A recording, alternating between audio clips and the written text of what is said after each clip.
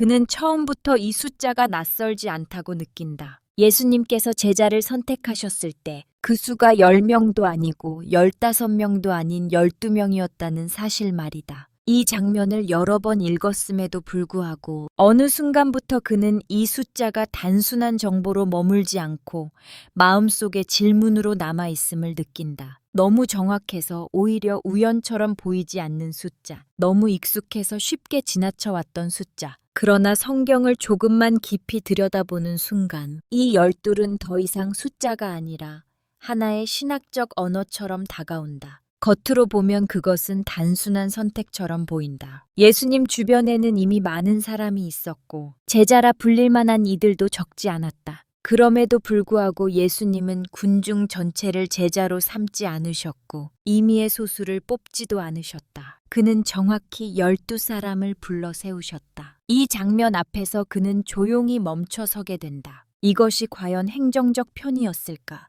공동체 운영을 위한 최소 단위였을까? 아니면 단순히 당시 유대 사회의 관습에 따른 선택이었을까? 그러나 성경을 조금만 더 깊이 읽어본 사람이라면 이 숫자가 그렇게 가볍지 않다는 사실을 직감하게 된다. 성경에서 숫자는 단순한 계량의 도구가 아니라 의미를 담는 그릇이기 때문이다. 특히 반복되는 숫자는 언제나 하느님의 의도가 세우며 있는 자리였다. 12이라는 숫자는 이미 구약의 오랜 역사 속에서 충분히 무게를 얻은 숫자였다. 그는 조용히 질문한다. 왜 하필 12이었을까? 왜 예수님은 수많은 군중 가운데서 정확히 12사람을 불러 세우셨을까? 이 질문은 자연스럽게 구약으로 그를 이끈다. 이스라엘의 시작. 야곱의 이야기로 시선이 옮겨간다. 야곱에게는 12아들이 있었다. 그 12아들은 훗날 12지파의 뿌리가 된다. 이스라엘이라는 민족은 이 12명의 형제 관계 속에서 태어났고 그들의 갈등과 화해,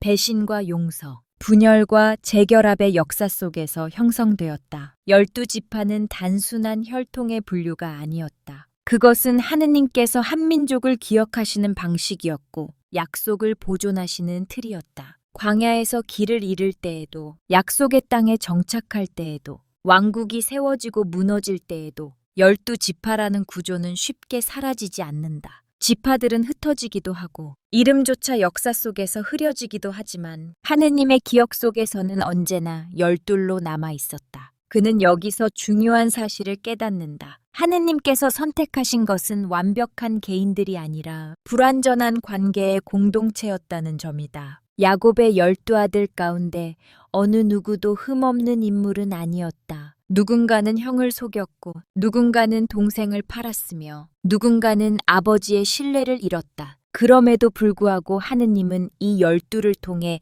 역사를 이어가신다. 하느님의 약속은 인간의 도덕적 완성도에 의해 유지된 것이 아니라 하느님의 신실함에 의해 유지되었다. 이러한 구약의 기억을 품은 채 그는 다시 신약의 첫 장면으로 돌아온다. 그리고 그곳에서 예수 그리스도를 만난다. 예수님은 새로운 공동체를 시작하시면서 과거의 기억을 지우지 않으신다. 오히려 그 기억을 끌어안으신 채 새로운 길을 여신다. 그래서 예수님의 선택은 단절이 아니라 이어짐이다. 폐기가 아니라 완성이다. 예수님께서 12제자를 부르신 장면은 구약의 12지파를 떠올리게 한다. 이는 단순한 상징적 반복이 아니다. 예수님은 구약의 이야기를 다시 쓰시는 분이 아니라 그 이야기를 끝까지 이끄시는 분이기 때문이다. 하느님께서 과거에 약속하셨던 백성이라는 개념은 예수님 안에서 다시 정의된다. 혈통 중심의 공동체에서 부르심과 응답의 공동체로 그 의미가 확장된다. 그는 이 지점에서 예수님의 선택이 얼마나 의도적이었는지를 깨닫는다. 12이라는 숫자는 새로운 시작을 알리는 선언이었다. 하느님께서 다시 한번 백성을 세우시되 이번에는 경계와 담장을 넘어 모든 민족을 향해 열어놓으시는 시작이었다. 예수님의 12제자는 단지 그 시대의 제자들이 아니라 앞으로 형성될 교회의 씨앗이었다. 그러나 이 선택이 주는 감동은 여기서 멈추지 않는다. 그는 12제자의 얼굴을 하나하나 떠올려 본다. 어부였던 사람들, 세리였던 사람, 의심 많았던 사람, 성급했던 사람, 쉽게 도망칠 사람이었다. 인간적으로 보면 실패의 가능성이 더 커 보이는 조합이다. 그럼에도 예수님은 이들을 선택하신다. 이는 하느님 나라가 인간의 기준으로는 이해되지 않는 방식으로 시작된다는 것을 보여준다. 그는 여기서 유흥식 추기경의 강론을 떠올린다. 강론은 언제나 사람을 안심시키는 말로 끝나지 않는다. 오히려 질문을 남긴다. 예수님께서 12제자를 선택하신 장면도 마찬가지다. 이 장면은 독자를 편안하게 두지 않는다. 너는 어디에 서 있는가라는 질문을 조용히 던진다. 12은 완전한 숫자가 아니다. 오히려 불완전함을 품은 채 유지되어야 했던 숫자다. 한 사람이 배신하면 공동체는 흔들리고 한 사람이 떠나면 그 자리는 비어 보인다. 그러나 그 빈자리를 다시 채우는 이유는 숫자를 맞추기 위함이 아니라 약속을 지키기 위함이다. 하느님은 공동체를 숫자로 관리하지 않으시지만 약속의 구조는 소홀히 여기지 않으신다. 그래서 그는 이 서두에서 결론을 서두르지 않는다. 다만 독자에게 하나의 시선을 건네려 한다. 예수님이 12제자를 선택하신 이유는 단지 과거를 재현하기 위함이 아니라 오늘을 향해 열려있는 질문이기 때문이다. 이 질문은 지금도 여전히 유효하다. 지금 이 이야기를 읽고 있는 그는 그 12 안에 서 있는가? 아니면 여전히 군중 속에 머물러 있는가? 이 질문은 아직 대답을 요구하지 않는다. 다만 조용히 마음속에 남아 다음 이야기를 향해 그를 이끌고 있을 뿐이다. 구약에서 12지파는 단순한 혈연 집단이 아니다. 그는 이 지점에서 발걸음을 멈춘다. 성경을 오래 읽어온 사람일수록 이 사실을 너무 쉽게 지나쳐 왔다는 생각이 들기 때문이다. 12지파는 가계도 속 이름들의 나열이 아니라 하느님께서 혼란스러운 인간 역사를 어떻게 붙들고 이끌어 오셨는지를 보여주는 하나의 틀이었다. 질서라기보다는 관계의 형태, 제도라기보다는 약속의 구조에 더 가까운 것이었다. 그 시작에는 야곱의 12아들이 있다. 이 12아들은 결코 모범적인 인물들이 아니었다. 서로를 시기했고 속였고 한 형제는 다른 형제들에 의해 노예로 팔려갔다. 인간적인 기준으로 보면 이 가정은 이미 무너졌다고 말해도 지나치지 않았다. 그러나 성경은 이 파괴된 관계의 자리에서 역사를 포기하지 않는다. 오히려 그 균열 속에서 하느님의 선택이 어떻게 작동하는지를 드러낸다. 그는 이 대목에서 중요한 사실 하나를 짚는다. 하느님은 잘 정돈된 인간을 통해서만 역사를 시작하지 않으신다는 점이다. 오히려 하느님은 엉킨 관계, 상처 입은 기억, 불완전한 선택 위에 약속을 얹으신다. 12지파는 완벽해서 선택된 집단이 아니었다. 오히려 불완전함에도 불구하고 약속 때문에 선택된 공동체였다. 이것이 구약 전체를 관통하는 하느님의 방식이다. 하느님은 이 12를 통해 분명한 메시지를 드러내신다. 나는 너희를 흩어버리지 않고 하나로 묶겠다. 이 선언은 감정적인 위로가 아니라 역사 속에서 검증되는 약속이었다. 12지파는 수많은 위기를 겪는다. 광야에서 길을 잃고 약속의 땅에 들어가서도 서로 다투며 왕국은 남과 북으로 갈라진다. 정치적 분열과 신앙적 타락은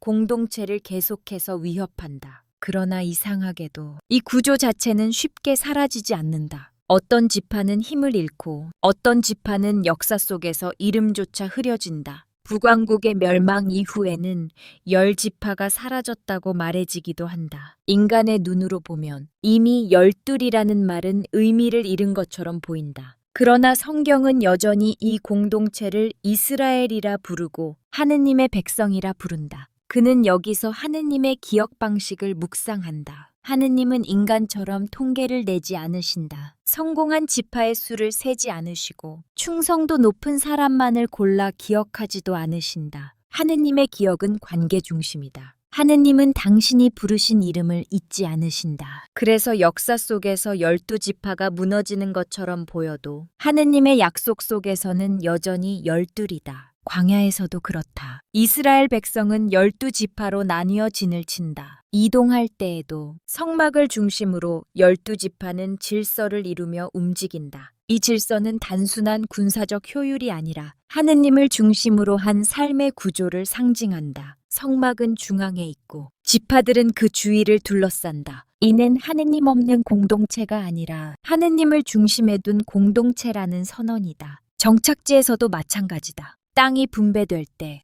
12지파는 각자의 몫을 받는다. 크고 작은 차이는 있지만 누구도 완전히 배제되지 않는다. 심지어 레위 지파처럼 특정한 역할을 맡은 지파도 공동체 안에서 고유한 자리를 부여받는다. 이는 하느님 나라의 질서가 경쟁이 아니라 역할의 다양성 위에 세워진다는 사실을 보여준다. 왕국이 세워질 때도 이 구조는 유지된다. 사울과 다윗, 솔로몬의 시대를 거치며 이스라엘은 하나의 정치 공동체로 성장한다. 그러나 그 화려한 순간조차도 성경은 경계의 시선으로 바라본다. 왕국은 영원하지 않고 권력은 쉽게 부패한다. 결국 왕국은 갈라지고 12지파는 남과 북으로 나뉜다. 인간의 선택은 약속을 위태롭게 만든다. 그럼에도 하느님은 약속을 거두지 않으신다. 북왕국이 멸망하고 남왕국마저 바빌론 포로로 끌려가는 순간에도 예언자들은 12지파의 회복을 말한다. 현실적으로는 불가능해 보이는 약속이다. 이미 흩어졌고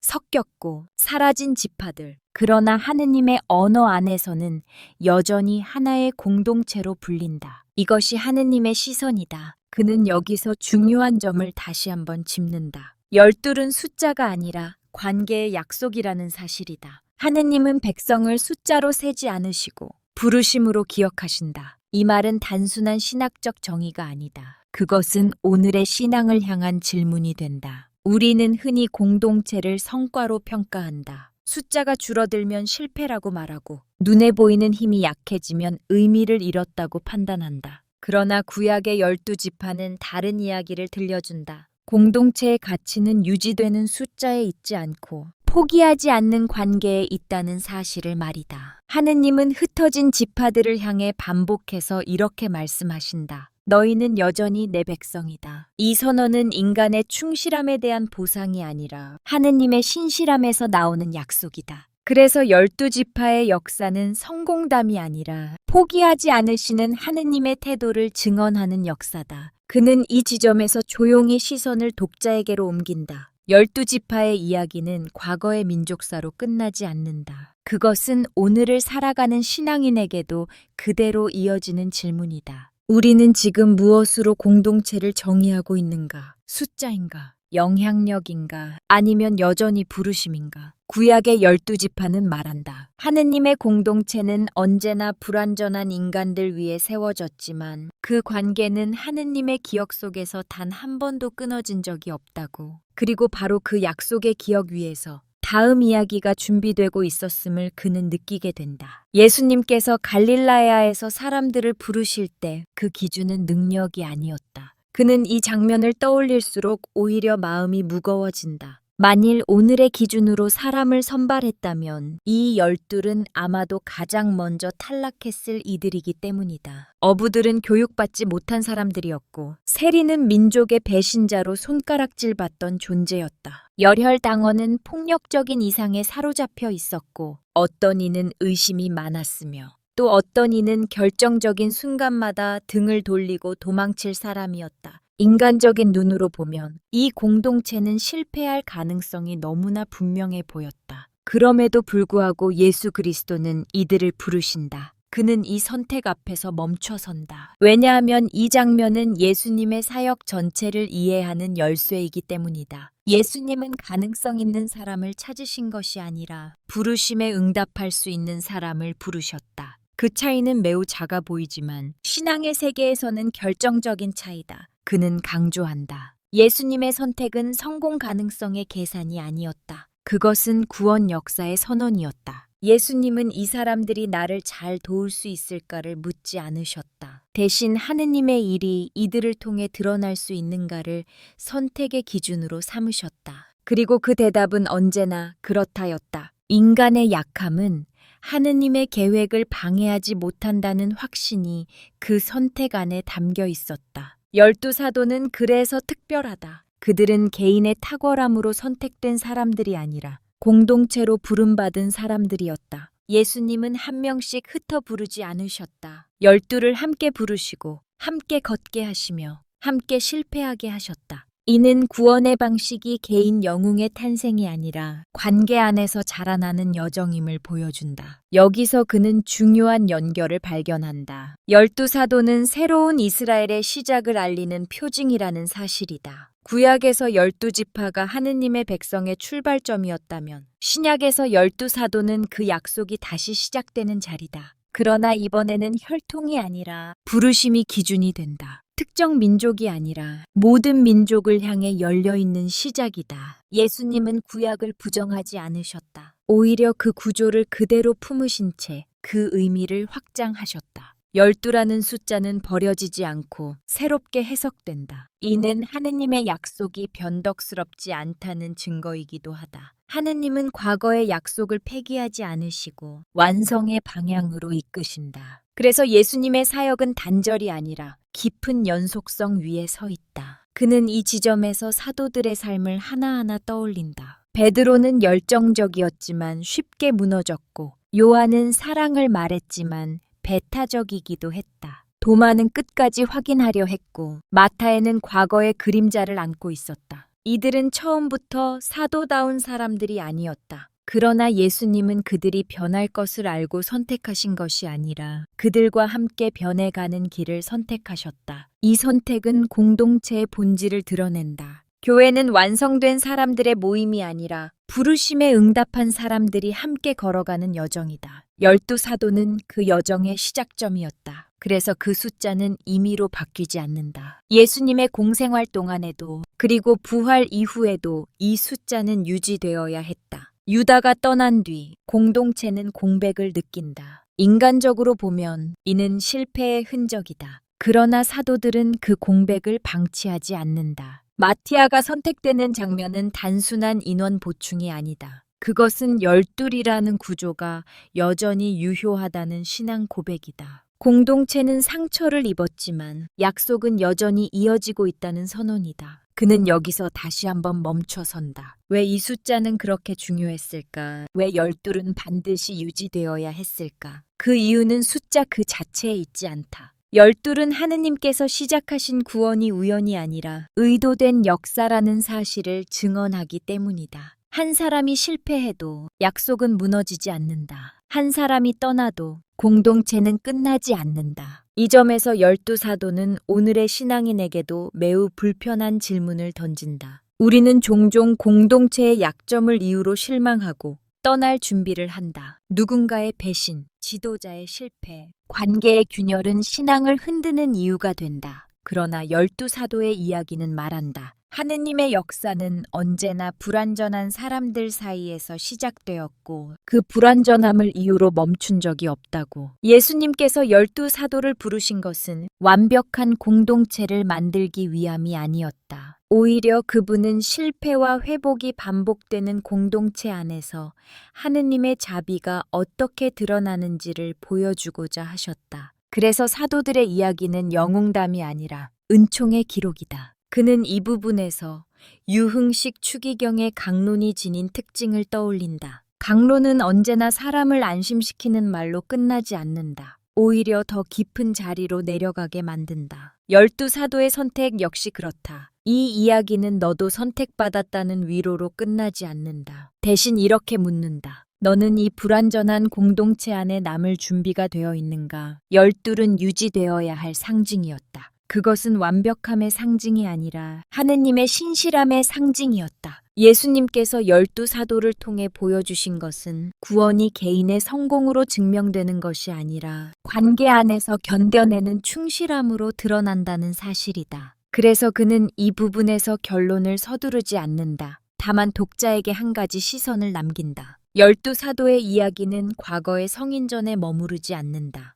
그것은 지금 이 순간에도 여전히 살아있는 질문이다. 우리는 어떤 기준으로 사람을 평가하고 있는가? 능력인가? 성공인가? 아니면 여전히 부르심인가? 예수님께서 갈릴라야에서 부르신 그 열둘은 오늘도 조용히 말하고 있다. 하느님의 나라는 준비된 사람들로 시작되지 않았고 지금도 그렇다는 사실을, 그리고 바로 그 사실 위에서 다음 이야기가 계속해서 이어지고 있음을 그는 느끼게 된다. 그는 이 지점에서 조용히 고개를 들어 청중을 바라본다. 이야기는 더 이상 과거의 인물들에 머물러 있지 않다. 12지파와 12사도에 대한 설명은 충분히 흘러왔고, 이제 질문은 자연스럽게 현재를 향한다. 만일 12이 완전해서 선택된 것이 아니라면, 그렇다면 오늘의 신앙인은 무엇으로 부름받는가? 이 질문은 쉽지 않다. 왜냐하면 이 질문은 위로가 아니라 삶의 태도를 묻는 질문이기 때문이다. 구약의 12지파와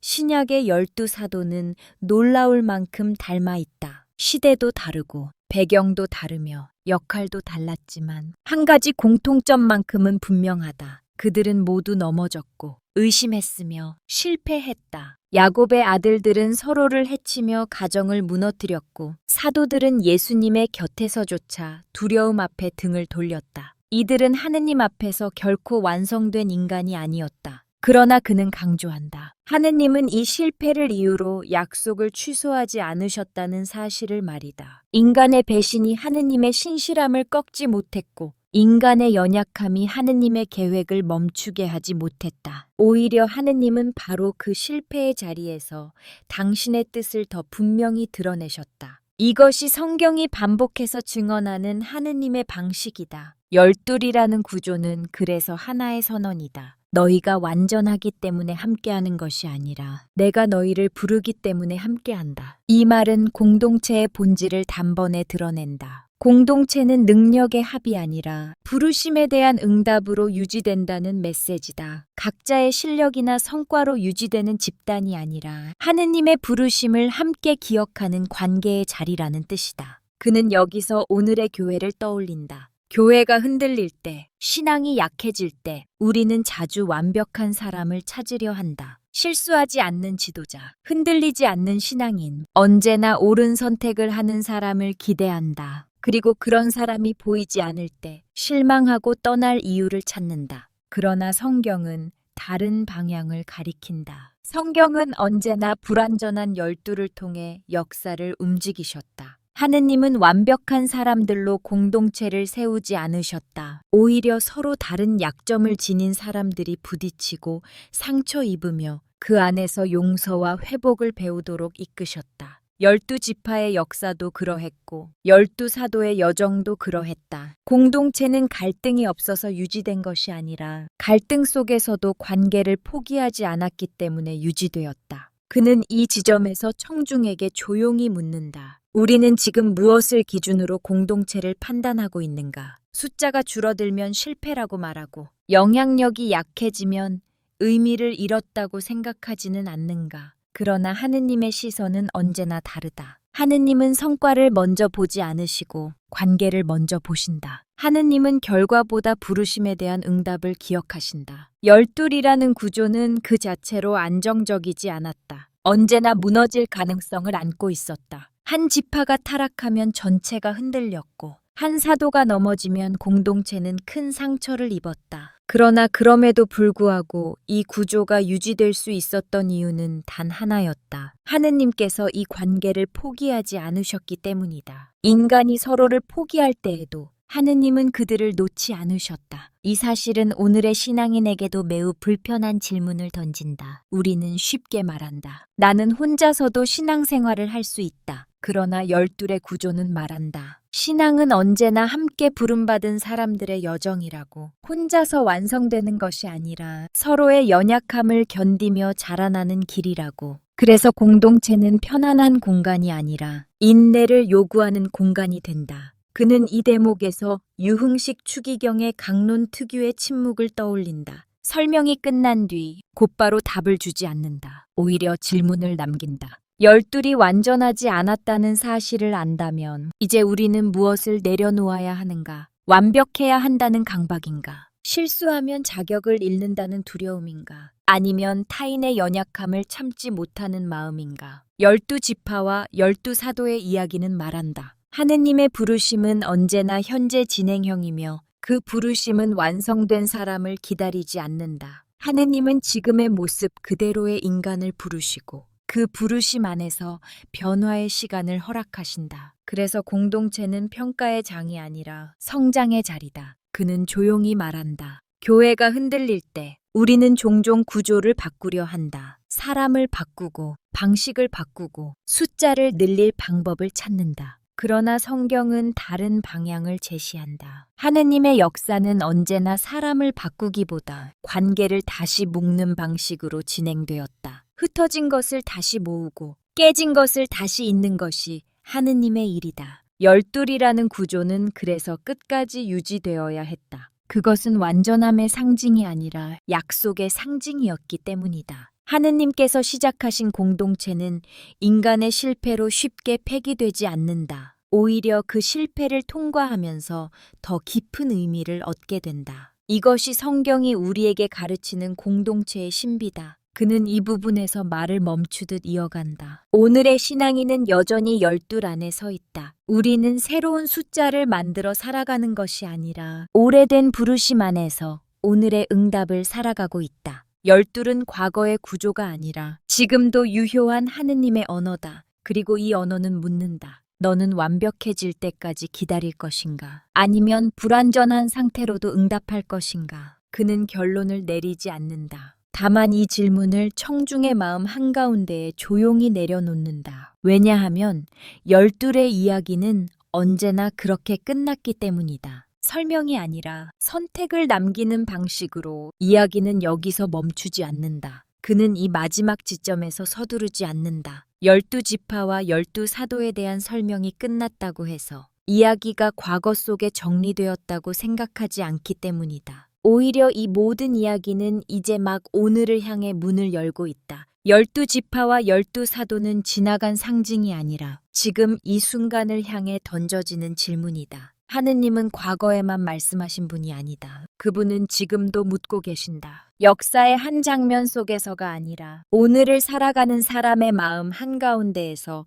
조용히 질문을 건네신다. 너는 흩어질 것인가? 아니면 함께 남을 것인가? 너는 관객으로 머물 것인가? 아니면 부르심에 응답할 것인가? 이 질문은 신앙의 깊이를 재는 질문이 아니다. 지식의 양을 묻는 것도 아니다. 이 질문은 태도의 문제다. 어디에 서 있느냐, 어떤 자리를 선택하느냐에 대한 물음이다. 그는 이 질문 앞에서 누구도 쉽게 대답할 수 없다는 사실을 알고 있다. 왜냐하면 이 질문은 머리가 아니라 삶 전체로 답해야 하기 때문이다. 예수님께서 12 제자를 선택하신 이유는 숫자를 맞추기 위함이 아니었다. 그것은 제도적 완성이나 상징적 장식이 아니었다. 예수 그리스도의 선택은 하나의 선언이었다. 하느님의 구원은 여전히 질서 속에서, 관계 속에서, 공동체 안에서 이루어진다는 선언 말이다. 혼자 완성되는 구원은 없으며 고립된 신앙은 하느님의 방식이 아니라는 분명한 메시지였다. 12은 그래서 항상 불편한 숫자다. 너무 많아서 서로를 이해하기 어렵고 너무 적어서 쉽게 흔들린다. 한 사람의 선택이 전체를 흔들 수 있고 한 사람의 배신이 공동체 전체에 상처를 남긴다. 그러나 바로 그 취약함 속에서 하느님의 방식이 드러난다. 하느님은 완벽한 구조를 통해 일하지 않으신다. 무너질 수 있는 관계를 통해 끝까지 책임지시는 분이시다. 그는 이 지점에서 오늘의 교회를 떠올린다. 오늘의 교회 역시 12과 크게 다르지 않다. 여전히 사람들로 이루어져 있고 여전히 실수와 오해, 상처와 실망을 반복한다. 그래서 우리는 종종 교회에 대해 말한다. 이래서는 안 된다. 이 정도면 실패다. 차라리 떠나는 것이 낫다고. 그러나 12의 이야기는 그 모든 판단 앞에서 조용히 멈추게 만든다. 12은 실패의 구조가 아니었다. 오히려 실패를 통과하는 구조였다. 하느님은 인간이 실수하지 않도록 공동체를 만드신 것이 아니라 실수해도 돌아올 수 있도록 공동체를 만드셨다. 그래서 12지파는 멸망 이후에도 회복의 약속을 품고 있었고 12사도는 배신 이후에도 다시 모여 파견을 받았다. 그는 여기서 중요한 사실을 다시 정리한다. 12은 완성의 숫자가 아니다. 완전함을 상징하지도 않는다. 12은 시작의 약속이다. 하느님께서 여기서 다시 시작하겠다고 선언하시는 방식이다. 인간의 실패가 끝처럼 보일 때 하느님은 그 자리에서 다시 시작을 말씀하신다. 이 시작은 언제나 공동체적이다. 하느님은 개인에게만 말씀하시지 않는다. 언제나 함께 부르신다. 함께 기억하게 하시고 함께 기다리게 하시며 함께 파견하신다. 그래서 신앙은 개인의 결단에서 시작되지만 공동체 안에서 자란다. 혼자 깊어지는 것처럼 보일 수는 있지만 결국 함께 버텨내는 자리에서 진짜 깊이가 생긴다. 그는 마지막으로 시선을 낮춘다. 이 이야기를 듣는 사람 한 명 한 명의 얼굴을 떠올리는 듯하다. 누군가는 이미 공동체 안에서 지쳤을 것이고, 누군가는 여전히 바깥에서 망설이고 있을지도 모른다. 누군가는 열둘 안에 있으면서도 마음은 이미 떠났을 수 있고, 누군가는 멀리 서서 지켜보기만 하고 있을 수도 있다. 그래서 하느님의 질문은 여전히 현재형이다. 너는 흩어질 것인가? 아니면 함께 남을 것인가? 이 질문은 도덕적 압박이 아니다. 하느님은 강요하지 않으신다. 다만 선택의 자리를 분명히 보여주실 뿐이다. 흩어지는 길도 있고 남는 길도 있다. 관객으로 머무는 자리도 있고 부르심에 응답하는 자리도 있다. 그는 이 질문 앞에서 어떤 결론도 대신 내려주지 않는다. 유흥식 추기경의 강론이 그러하듯 마지막은 언제나 침묵에 가깝다. 설명은 여기까지이고 이제 선택은 각자의 몫이기 때문이다. 신앙은 정답을 외우는 일이 아니라 질문 앞에 서는 용기이기 때문이다. 말은 여기서 끝났지만 질문은 남는다. 그리고 그 질문은 오늘도 조용히 이어지고 있다. 지금 이 말씀을 듣고 있는 그는 어디에 서 있는가? 그 열둘 안에 서 있는가? 아니면 여전히 멀리서 바라보고만 있는가? 하느님은 대답을 재촉하지 않으신다. 다만 그 자리에 계신 채 기다리고 계실 뿐이다.